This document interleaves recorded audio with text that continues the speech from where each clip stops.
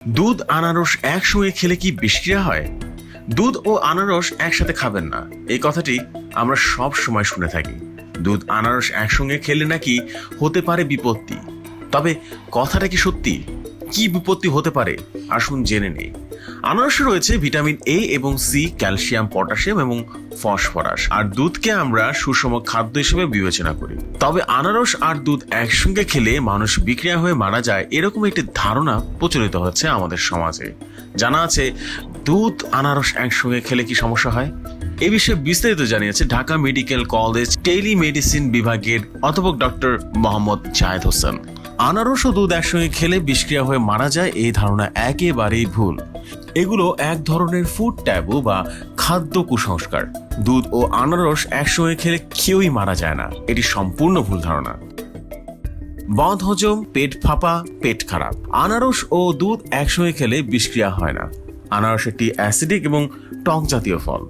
দুধের মধ্যে যে কোনো টক জাতীয় জিনিস খেলেই দুধ ছানা হয়ে যেতে পারে বা ফেটে যেতে পারে। হতে পারে বদহজম, পেট ফাঁপা, পেট খারাপ, তবে বিষক্রিয়ার কোনো আশঙ্কা নেই। গ্যাস্ট্রিকের সমস্যা। দুধ ও আনারস একসঙ্গে খেলে বিষক্রিয়ার কোনো সমস্যা নেই, তবে যাদের গ্যাস্ট্রিকের সমস্যা রয়েছে অনেক, খালি পেটে আনারস খেলে তাদের জন্য এই সমস্যা অনেকখানি বেড়ে যেতে পারে। তাই খালি পেটে আনারস বা টক জাতীয় কোনো খাবার খাবেন না। কুসংস্কার।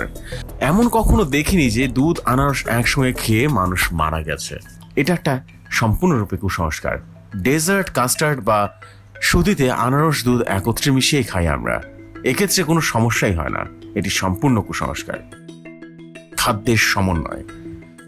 Pineapple custard, dessert, pineapple smoothie, pineapple milkshake, pineapple apple salad, pineapple yogurt ইত্যাদি ফলগুলো আমরা একসঙ্গে খাই। এই ফলগুলোর মধ্যে খাদ্যের সঠিক সমন্বয় থাকে, তাই কোনো সমস্যাই হয় না। অন্যদিকে এক গ্লাস দুধ খেলেন, পাশাপাশি আনারস নিয়ে খেয়ে ফেললেন, সঠিক খাদ্যের সমন্বয় হয় না। এক্ষেত্রে সঠিক সমন্বয় না হওয়ার কারণে পাতলা পায়খানা, বদহজম বা অ্যাসিডিটির সহ বিভিন্ন সমস্যা হতেই পারে।